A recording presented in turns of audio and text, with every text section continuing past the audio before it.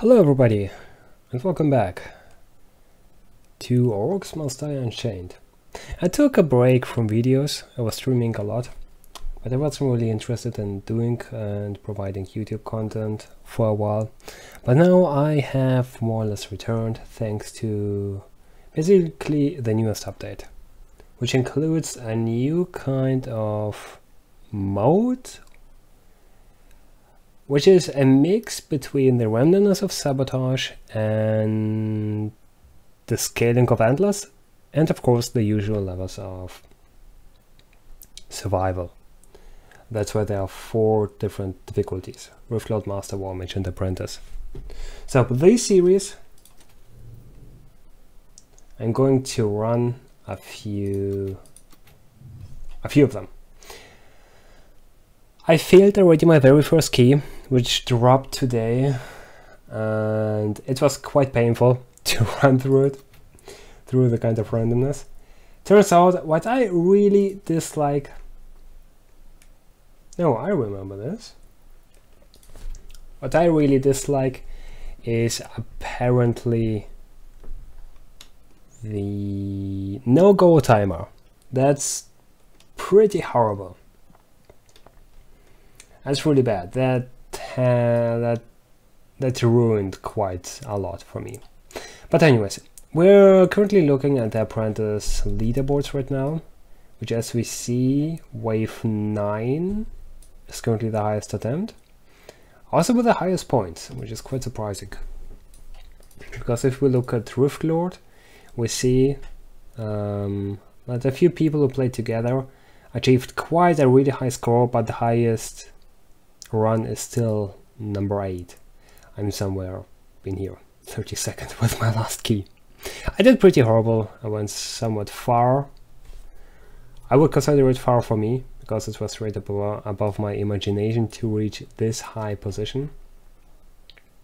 Oh, there we go. Look at this! This is out of control.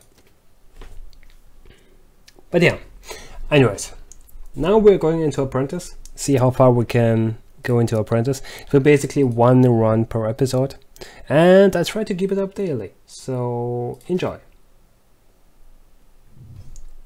So the first one is somewhat easy. Primary attacks knockback and mercenary spawn on death. That's relatively easy-ish to deal with, so we go with Smolder, going with a better skin. Actually, let's stay standard on this one. My build is Barricades, primary primary part, the part that actually matters basically, is the one that reduces the cost. Then we're running some Brimstone Tower and Viscous Tower. Viscous Tower and Spikes, there we go. Brim just because we do have humans and it's somewhat good defense against runners. Viscous Tower to keep enemies a little bit slowed. Grinder to utilize the Viscous Tower, of course, and Spikes for the occasion burst damage, which is really helpful. A Swing Mace and a BGH Ballista, a big game hunting ballista. It's not really that necessary, although the Swing Mace is quite important. I've done it in a video, in a past video of mine, where I did this map on Master difficulty, and I utilized the Swing Mace on this one. But anyways, let's go right into it. For the very first run, there is no big need to utilize the Guardians, and also not really dependent of gear, but let's see how it turns out. Considering I'm already a little bit over leveled, I'm almost level 100, and this map is meant for level...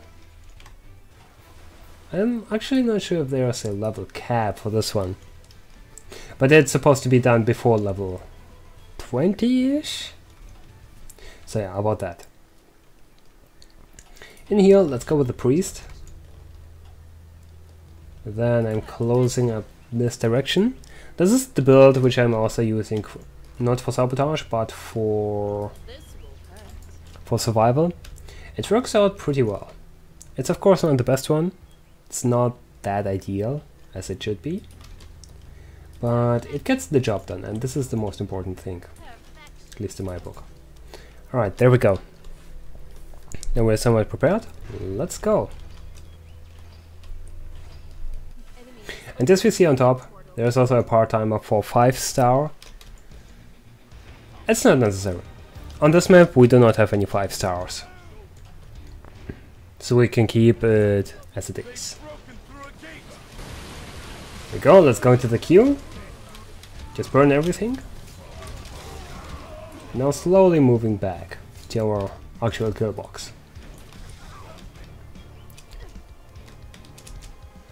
So again, there is no time limit, which is really beneficial considering some of the waves will require a lot of time, just to guarantee either survivability or to maybe cheese some money, because they're really not easy. Okay, there we go, that's the first wave. Let's start to increase this build already. Oh, there we go. Now we do have the knockback for 7 seconds. And it's gone now. So again, burn them a little bit, not too much. Go with the E. Also, let's place... we can place only one grinder. And it's, it's not needed. Let's save everything we have for our primary kill box. So there we go. Yeah, let's go with spikes actually. In front of the grinder. That should pull it out. And there we go. Now we are knockbacked. I have to read, I have to look into it when it actually, when this knockback appears. I know it stays for like 7 seconds. It's not a big duration. But I would love to know when it actually triggers. Okay, there we go. Let's go with that. And we are done. That's the beginning.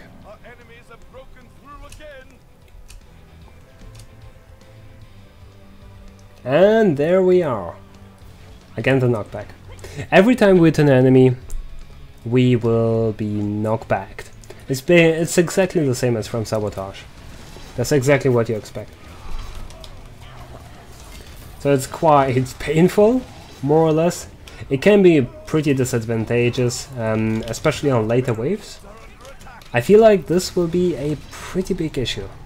But right now it's more or less meaningless. There we go, more grinder. Oh, and there we go, the knockback. What we could do is we just stay at a tree, in this case, or even a barricade, and just keep shooting. Also works out. We will keep our position. Of course it's not that healthy for the eyes and mentality in general, but it's fine as it is. Last show, a soldier, and the wave is clear. So what I really enjoy with Smolder, of course on tier 1, I really enjoyed the movement speed for Smolder. Mana is also at some point relevant, but not in this case. Right here I personally like right-headed, so basically an HP increase. Because Smolder, despite her being ranged with her basic attacks, she is more or less a melee hero due to her right click and to her E ability. Which is basically this pretty explosion, which hit nobody, right, I forgot. Okay, let's go for a little bit more. There we go, also, thanks to her E, also melee range. So we can go right away, there's no need to wait. Should we go with another grinder? This would be the actual question. Actually, let's wait for the last entrance.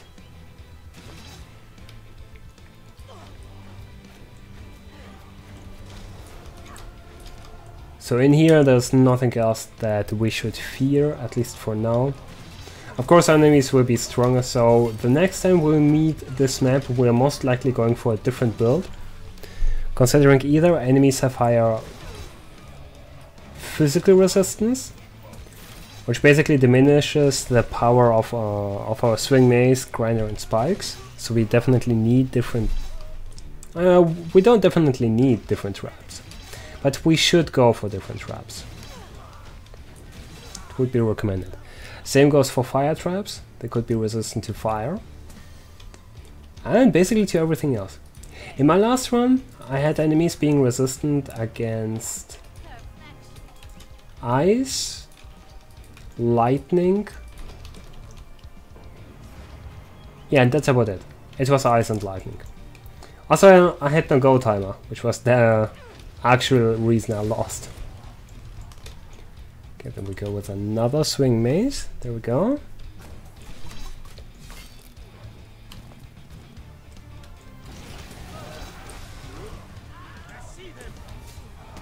Just burn them a little bit. Ah, the explosion was not necessary, and that's a pretty long dude, as you see right there. So the rest of the money will be spent on the second kill box. There we go, there's the knockback again.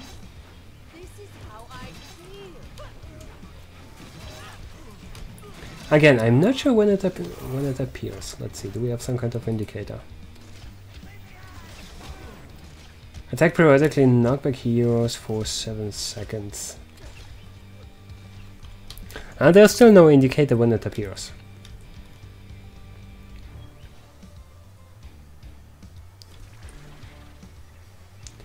So let's go with the farmer to slow the enemies, just in case they will pass it, which shouldn't happen. Okay, there we go. Going with a little bit bigger-ish mace.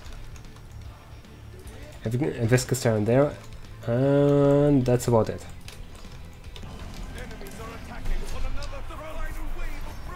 It's also the final wave. I didn't pay attention. So this wave should be good. We can take care of it. The wave in northwest, also not a concern. And there we go.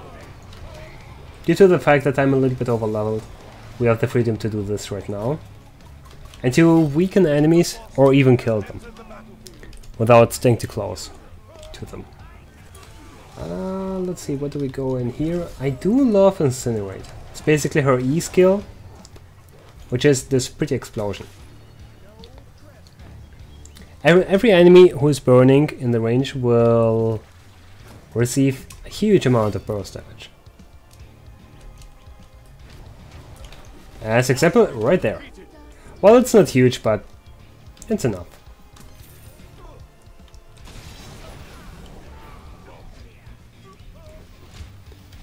So there we go, just weaken them. Hopefully it goes a little bit faster this way. And there we go, we are done.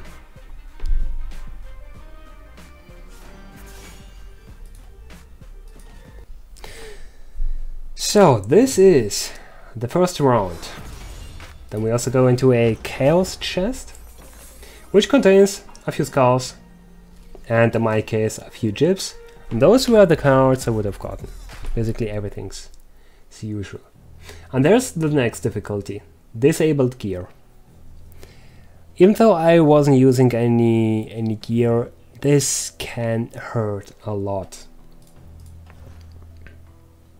So yeah, anyways guys, this was for the very first episode of Chaos Trials. I hope you enjoyed it. If you did, consider to like it. Otherwise, I will see you tomorrow with the next episode. Basically, we're going into Tier 2 with this very key. And there I am. I am the only one who plays an Apprentice in my case. Another Rift Lord, and yeah, there we go. Anyways guys, thank you for watching, and I wish you a nice day. Until next time.